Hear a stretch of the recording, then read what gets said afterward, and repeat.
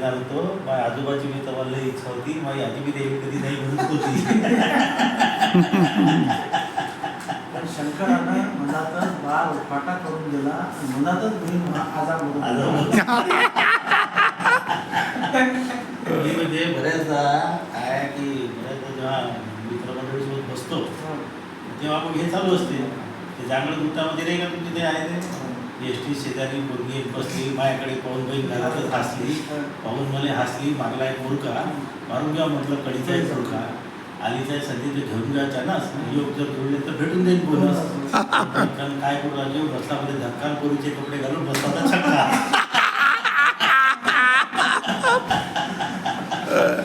आता तो हिरो खूप चांगला आहे साहित्य. मिर्झा एक छोटीशी कविता ऐकव. बाबा बिलकुल संहितेत बसत बाबा बाबा संहितेत बसते. तर जसं माझ्या नावावरून सिद्ध होते मी नॉन व्हेजिटेरियन माणूस आहे. पण एक मी व्हेजिटेरियन कविता लिहिली. अच्छा. ती कविता म्हणजे कशी महावीर जयंतीनिमित्त नांदेड जिल्ह्यात हातगाव नावाचा तालुका आहे. तिथे बाजूला योगा बाजार नावाचं गाव आहे. तिथे मी गेलो. अनंतकुमार जैन साहेबांनी मला बोलावलं होतं आणि शाकाहाराबद्दल बोलावलं. अच्छा. आता आपण काही पुढारी नाही, हां मग आपल्याला काही भाषण देता येत नाही. हो आपण लेक्चरर नाही. काठोडे साहेब सांगतो हो का विषय असो का नसो 40 मिनिटं बोलतातच. पण मग मी त्यांना म्हटलं मी एक कविता लिहितो मी सांगतो. मग मी ते सहज कविता लिहिली. त्यांना खूपच आवडली. अच्छा. मग आता माझ्या कार्यक्रमाची सुरुवातच त्या कवितेत असते. ती कविता आहे साताराची. हां हां आवडते सगळ्यांना. घेऊन घ्या ना फोन घेऊन घ्या. मग घेण्यासारखं आपण नंतर बोलू शकतो. एक इंदूर नावाचं गाव आहे कारंजाजवळ. एका मिनिटात आमचे हो हो. नवीन पिढीचे बोलावून दिलं ना. तर इंदुरी नावाचं गाव आहे कारंजाजवळ. मी तिथे या गणपतीत कार्यक्रमाला गेलो नरसपूर. तिथे एक कैलास डोंगरे नावाचा आहे 40 वर्षाचा माणूस होता. तो म्हणजे मला विश्वास नाही बसून राहिला मी तुम्हाला पाहून आलो. अरे बाप तुमच्या 50 कविता पाठ आहे म्हणून. अरे बापरे. हां त्याचा फोन होता. हां मग आमची मीटिंग फिटिंग जुळलं. हां आता येतो त्याचा फोन. हां तर मी आता माझी 10 पुस्तकं छापून राहिलो. हां त्यालाही म्हटलं का तू माझ्याबद्दल जे काही तुझ्या भावना आहेत ते तू सांग. हां. त्याला पाठवले ते टाकले मी पुस्तकात. प्रसिद्ध मराठी कवी मिर्झा मध्ये त्यांचं मिर्झा एक्सप्रेस म्हणून आपल्या याच्यामध्ये होतं. टीव्हीवर सुद्धा शो होता त्यांचा. आणि माझी खूप चांगली संधी मी निरपरसमतला होतो. तेव्हा डॉक्टर साहेब एखादी नवीन कविता केली किंवा लिहिली तर ती यायचे. तिथे मी काम नाही राहायचं. ते आवडती माझ्याकडून बसायचे. 2-2 अडीच तास बसायचे आणि मला वेगवेगळ्या कविता ते सांगायचे. एक दिवस ते घरीसुद्धा आले होते. आज त्यांनी ते बाबांचं पुस्तक हे आणलं, पत्र आणलं. मला वाटते कधी तर 95 नागरी खावीला लिहिलेलं आहे. आणि बाबांच्या हस्ताक्षरात लिहिलेलं पत्र आहे ते. 9-8-95. हो. आणि घरी आले बाबाला आईला दोघांनी त्यांनी कविता वगैरे हे केल्या. आपल्या इथे हे होतं मराठी कवी संमेलन होतं नेहरू मैदानमध्ये. त्यावेळेस विठ्ठल वाघ वगैरे आले होते. आणि खूपच म्हणजे सहृदयी माणूस आपण जे म्हणतो म्हणजे मुस्लिम कम्युनिटीमधला एक त्याला काय म्हणतो कोहिनूर भेटा की ज्याचं मुस्लिमांवर कमी प्रेम आणि हिंदू लोकांवर जास्त प्रेम. म्हणजे असे अद्भुत रसायन निसर्गामध्ये असतात. त्यातले एक हे रसायन निर्माण होतं. मी ज्या गावात पैदा झालो यवतमाळ जिल्ह्यात नेर तालुक्यात धरणमाळे गाव. आमच्या गावात मुस्लिमांची संख्या 5 आणि ओढून जाऊन 8%. पण पंचायत राज जेव्हापासून सुरू झाला साधारणतः 60-62 पासून तर गेल्या 60 वर्षात 30 वर्ष ते मुसलमानच सरपंच होता. माझे वडील 10 वर्ष, माझा भाऊ 12-13 वर्ष आणि दुसरा मुस्लिम 5-6 वर्ष. मग आता हे मोठं पण कोणाचं मराठी भाषिकांचं, धार्मिक भावनेतून बोलतो तर हिंदू लोकांचं. माझ्या घरासमोर एक फकीरजी महाराजांचं जागृत देवस्थान तीर्थक्षेत्राचा ब दर्जा प्राप्त. ॲट ए टाईम 2 लग्न होऊ शकतात एवढा मोठा विस्तार आहे. 20 ते 25,000 स्क्वेअर फुटाचा स्लॅब आहे. एवढं मोठं देवस्थान आहे. मी त्याचा उपाध्यक्ष आहे. आणि धार्मिक क्षेत्रात मी फार मागा. हे आता मला हजला जायचं आहे म्हणून दर आठवड्याला एवढी गाडी वाढवतो पुन्हा काढून टाकतो.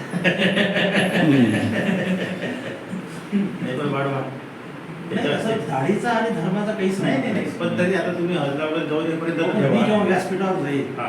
तर लोक म्हणून जेव्हा मला दाढीत पाहतील हा. डोक्याला वाटेल आता हा पुराणातले श्लोक तरी सांगत का असं नाही होईल का तर काही कविता म्हणजे कविता तुम्ही भरपूर केल्या हा. माझे 10 पुस्तकं प्रकाशित मिर्झा झाले इकडे बस. इकडे खुर्ची हां दे. इकडे आणि साहेबांच्या इकडे बाजूला. जे खुर्ची दे, तू दुसरी घे.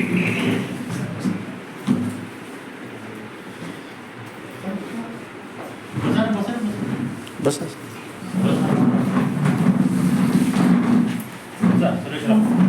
तर माझे 10 पुस्तकं प्रकाशित झाले 5-6 विद्यापीठात कविता या म्हणजे आता आजच कवी असतं म्हणजे ते तो प्रकार होतो आणि आता आम्ही 10 पुस्तकं ॲट ए टाईम छापायच्या मूडमध्ये आहे तर मग त्या पुस्तकाला प्रस्तावना लागला ना साहेबांच्या वडिलांनी मला एक पत्र सांगा 1995 ते पत्र मला सापडलं माझ्याजवळ असलेल्या 50,000 ते 60,000 पत्रात परमिशन घ्यायला हवं आता आमचा कविता करणे हा छंदच आहे एक कविता अशी की व्हेजिटेरियन कविता माझ्या 50% कविता नॉन व्हेजिटेरियन असतात तर ही व्हेजिटेरियन कविता महावीर जयंतीनिमित्त लिहिलेली का एक वाघ दुसऱ्या वाघाले असा सांगे एक वाघ दुसऱ्या वाघाले असा सांगे माणसापेक्षा चांगले लागते म्हणजे वाघे म्हणजे 2 वाघ आपसात बोलून आले सर आणि त्यांची चर्चा एक वाघ दुसऱ्या वाघाले असा सांगे माणसापेक्षा चांगले लागते म्हणे वाघे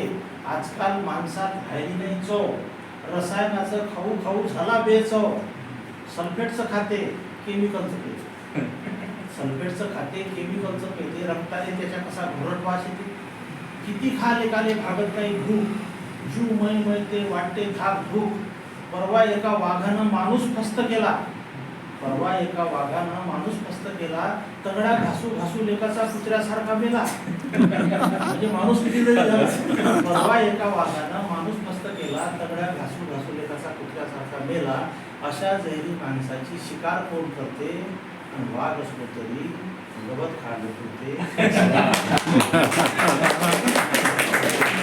त्या स्वरूपाच्या कविता लिहितो आणि जेव्हा धार्मिकतेवर विषय येतो तर माझे स्पष्ट मत कसे आहे जो घरी बायकोले सुद्यानं नाही वागवत तोच रोज तेवढा जाऊ नाही ते भागवत बरोबर.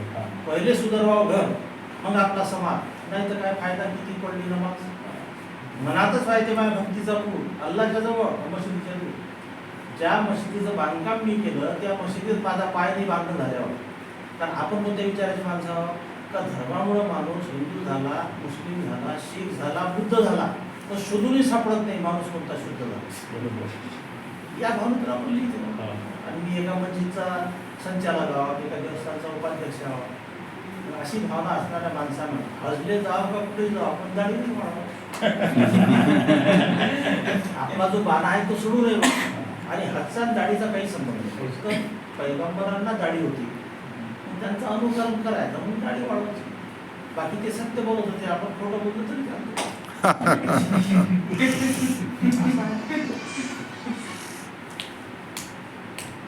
ऍसेट आहे बरं ते आपलं. आमच्या घरात एवढे फेमस झाले होते ते जाणवत त्यांची ॲसिड होती ना मानोरा तालुक्यामध्ये जामदारा म्हणून जामणी ना जामदारा मानोरा तालुक्यात नवखाडजवळ तर आमच्यावर पाठवलं गावात तुम्हाला पण बोलतो ना. म्हणजे साखरडोला आलो कडी धामणीला आलो इंदुऱ्याला आलो काही काही नाव होतं भोईनी छोटं गाव आहे भोईनी तिथेच गाव आहे माझं दोन्हीजवळ उपाध्य कंपनी खैदान म्हणजे जायचं तुझं कुठं जाम तारा आहे का? जामदारा बरं झालं जाम तारा मी. आणि खडी धामणीला मारुतीच्या देवस्थानाच्या बांधकामासाठी माझा तिकीटचा कार्यक्रम झाला होता 20-25 वर्षात मग याच्याविषयी काय पाहिजे आपल्याला हा. एक कवितेनं दिलेलं सगळं काही तर म्हणून आता बघण्याच्या आधी आपल्या उरल्या सगळ्या कविता छापून द्यायच्या मग लोक वाचून आनंदित हो का बोर हो नाही नाही.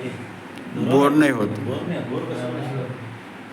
म्हणजे सहज ते पुस्तक जरी चाललं आणि इकडे घेऊन वाचलं सरात ठेवलं तर ते त्याचं ते काय म्हणजे त्याची मनस्थिती किती खराब असली तो हसल्याशिवाय राहणार नाही.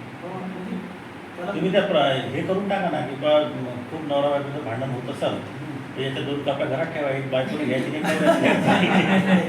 नवरा बायकोचं कम्युनिकेशन इतकं चांगलं आहे आमच्या दोघांचा एवढा गैरसमज आहे तिला वाटते माझ्या नवऱ्यासारखा चांगला नवरा नाही पण मला असं वाटतं की माझ्या बायकोसाठी बायको. दोघे असं वाटतं. मग दोघांची गैरसमज आहे ना तर म्हणजे ती 5 वर्षापासून तिला हल्ला जायचं होतं, पण ती नेहमी तर त्याच्यासमोर त्याचं जाणार नाही. तर मला हिची इच्छा पूर्ण राहू नये. आणि मी धर्माच्या बाबतीत फार काही धर्मवेडा नाही. मला कसं वाटते की बाबा माणसानं माणूस राहावा, मुसलमान राहू दे, हिंदू राहू दे, बुद्ध राहू दे, सगळं सापडते पण माणूसच नाही सापडत. या विचाराचं मी माणूस. नाही खरं आहे ते. म्हणजे कसं आहे, धर्म हृदयात असला पाहिजे, डोक्यात नसला पाहिजे. डोक्यातच आहे. लोकांच्या कसं डोक्यात जास्त आहे. मी आता हे उद्यापासून सगळेजण ते आर्ट ऑफ लिव्हिंगच्या शिबिराला चालले. मी ह्या सगळ्यांना सांगितलं की म्हणजे जा, थोडंसं पॉझिटिव्हिटी वाढ. कुठेही कसं आहे की आपल्याला ज्या गोष्टी म्हणजे जसं आपण ते मॅक्झिमम प्राणायाम वगैरे शिकवतात. तर प्राणायाम शिकवतात म्हणजे ज्या स्वतःच्या भरोशावर आपण जिवंत आहे त्याच्याचकडे आपलं कमाल दुर्लक्ष आहे. तर ते नसलं पाहिजे. आणि तिथे जात धर्म पंथ वगैरे बाकीच्या गोष्टी नाही आहे. आता जसं ते रविशंकर दुबईमध्ये, सौदी अरेबियात वगैरे तिथे जाऊन इव्हन कुवेतला गेले तिथे तो जातीला धर्माला कोणी असला तर स्वास्थ्य घ्यायच घ्यायच चालते.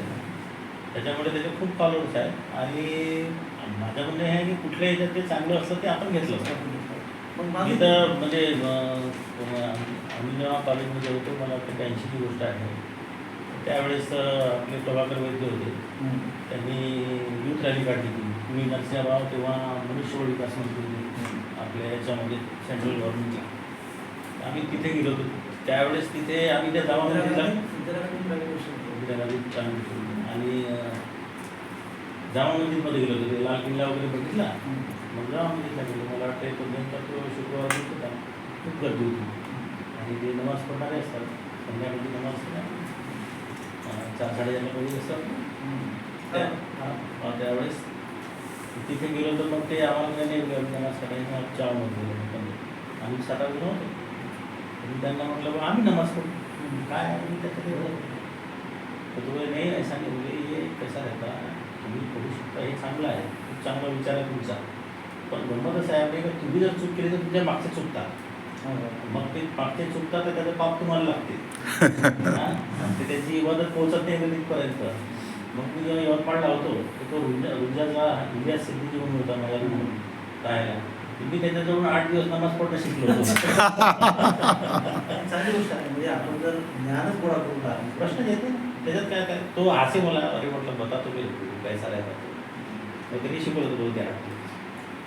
मला कसं धर्माची अडचण एकाच गोष्टीमुळे येते की कर्म काढण्याचं. हो कोणते धर्म? हो हिंदू धर्माचे, मुस्लिम धर्माचे. आता साधा दाढी वाढवतो म्हणजे दवाखान्यात दाढी वाढवतो. आमची गाईडलाईन आहे कुराण. कुराणमध्ये दाढीचा अजिबात उल्लेख नाही. पण आता पैगंबरांना होती मग त्यांचं अनुकरण म्हणून सुरू झालं आहे. आता मी दर आठवड्याला वाढवतो, दर आठवड्याला काढतो. रामांत आहे त्याला 15 दिवसांना. मला कसं वाटतं चालली ना.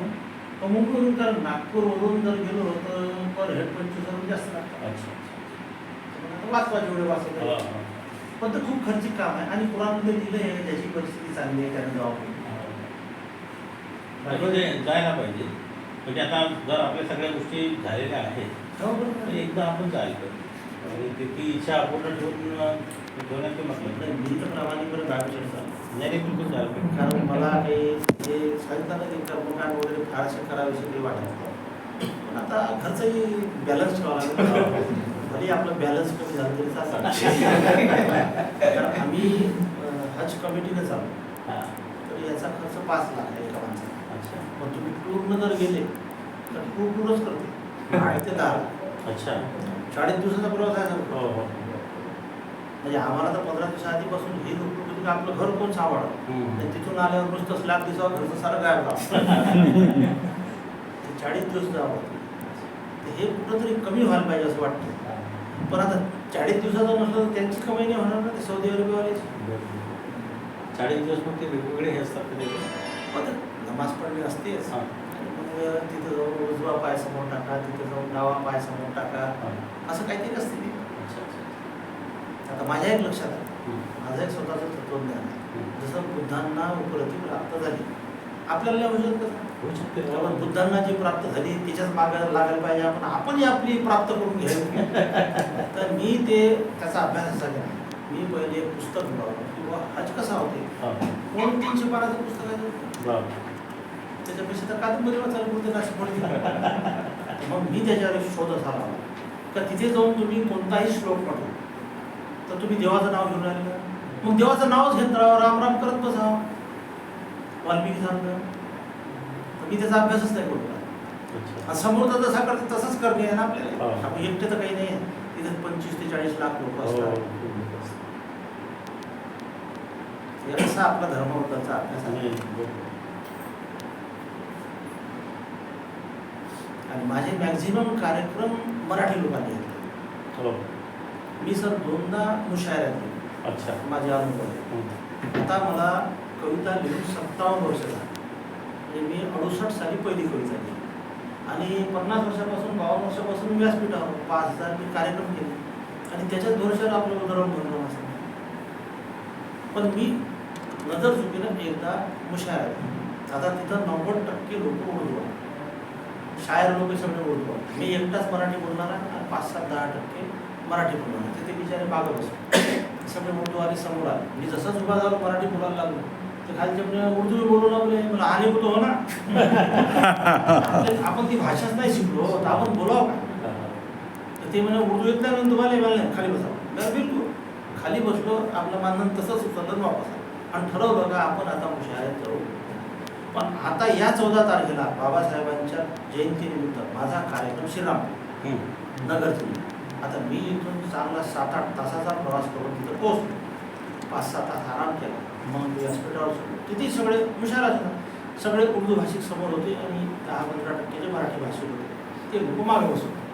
पुन्हा मी बोलायला सुरुवात केली तर तिथं मला 3 मिनिटात बसवलं. इथं मला 5 मिनिटात बसवलं. याचं म्हणणं का तुम्ही उर्दू बोलत नाही ना? मला स्टेजवर नाही बोलत, घरीच बोलतो. नाही मग इथेही उर्दू बोला आणि येत नाही. त्याचा लपस आता पुन्हा शपथ घेतली का आता पुन्हा जायचं नाही. माझं कसं म्हणणं आहे की बाबा आपल्याला जी भाषा येत नाही पण ती भाषा जाणणारे जर बाकीचे लोक तिथं असतील तर त्यांचा सन्मान झाला पाहिजे ना. बरोबर. हा मला बाकी त्रास नाही झाला. मला जे मानधन मिळालं ते मानधन मिळालं आणि मी स्टेजवर उतरल्याबरोबर त्याच्या खिशात हात घालून पैसे काढले, गाडीत पुष्कळ. हे भाषेचा हा जो आहे हा एक कर्मकांडातलाच प्रकार आहे. आहेच ना. मी आपलं मराठी बोलतो. माझ्या गावात उर्दू शाळा नाही आहे. माझ्या जन्माच्या वेळेस तर काहीच नव्हतं. आता उर्दू शाळा नाही आहे. आमच्या इथं मराठी शाळा आहे. त्यामुळे मराठी जाणवणी पडली. आता धनाची लोकसंख्या किती आहे?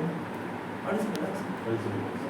तिथे मग शेती वगैरे काही नाही? शेती आहे. 8 एकर बापाला जी शेती दिली होती ती आहे. हां. मी माझ्या व्यवसायावर 7 एकर कमावलं. मग कोणीतरी म्हणजे दोन्ही वावरात विहिरी खोदा. नशिबाने जोर असला का विहिरी खोदल्या तर घसाड पाणी लागलं. हां. पण तरी ते मेंटेनन्स केलं होतं. मी त्याच्या विरोधी करत होतो किंवा लोक मला विचारायचे बाबा 15 एकर शेती आहे 2 विहिरी काय आहे? मी सांगत असतो बाबा आम्हाला दोघांनी आत्महत्या करायची असली आपापली विहीर असली काय होईल बाबा? नाही एकाच विहिरीत आपण जीव दिला बसलो भांडत. ते मी 5 वर्ष शेती लावून घातली. माझ्या ते लक्षात आलं तसं या 5 वर्षात शेतीचे भाव दुप्पट झाले असतात. असं कसं? मग ते जे मी घेतलं होतं ते शेत विकलं. आता माझ्याजवळ जे वडिलोपार्जित शेती आहे ती मला विकायची आहे. तुम्हाला घ्यायची आहे. आता शेती घ्यायला कोणी तयार.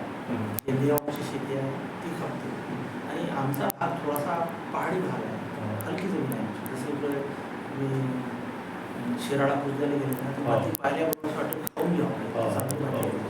आणि तिथे 1-2 पाण्यातच पीक येते. आमच्याकडे दर 3ऱ्या दिवशी पाणी तर ती शेती खपायला तयार नाही. आणि आपलं एक धोरण आहे की बा असं होऊ नये का त्या लोकांनी हे म्हणा बापाची कोणतं घर बांधलं म्हणून मी ठेवली आहे. विहीर आहे. 5-50 हजार रुपये येतात पण येतात जात नाही येतात समजा. तिथे गावात भाऊ वगैरे असतील ना? भाऊ बहीण विचार 7 भाऊ आहे मला आणि 9 बहिणी आणि 4 भाऊ जे लहानपणी होते ते हिशोबात झाले नाही. म्हणजे मी 20 बहीण भावाचा म्हणत होतो. हो ना. आणि म्हणूनच विनोद सुचते एवढं म्हणजे मी नेहमी व्यासपीठावर सांगत असतो आम्ही जेव्हा आम्हाला खेळत असतो आम्ही 15-16 बहिणी भाऊ एखादा नवीन माणूस आला तिथं तर तो वापस चालला जाईल, त्याला वाटतं आपण बालवाडीचा. तेवढ्या घॅटातून आलेला माणूस आहे. मी नेहमी विनोदानं हेही सांगतो की माझ्या आईला 12 लेकरं, माझ्या सावत्र आईला 8 लेकरं. मी गमतीनं सांगत असतो लोकांना, आमच्या आईला हे समजे नाही की कोणाची नाक पाहून राहील, नाक वाय माही कुठे मोठ्या गावात. तर एवढ्या घॅटातून आलो साहेब मी. पण माझ्या घरी कोणाला कवितेचा साहित्याचा अजिबात गंध नाही. जे आहे ते मलाच आहे, माझ्यापासूनच सुरुवात आहे, माझ्यापासूनच हे आहे. पण हे रसिक लोक आहेत. डॉक्टर साहेबांचं जे पत्र आहे ते माझ्यासाठी म्हणजे ते पत्र वाचल्याबरोबर मी ठरवलं का प्रस्तावना म्हणून टाकायचं. असं लोकांचं प्रेम आहे, त्याच्यामुळे छान, छान. ते आम्हाला परवा बिलकुल. एक ग्रुप फोटो काढून घेऊ.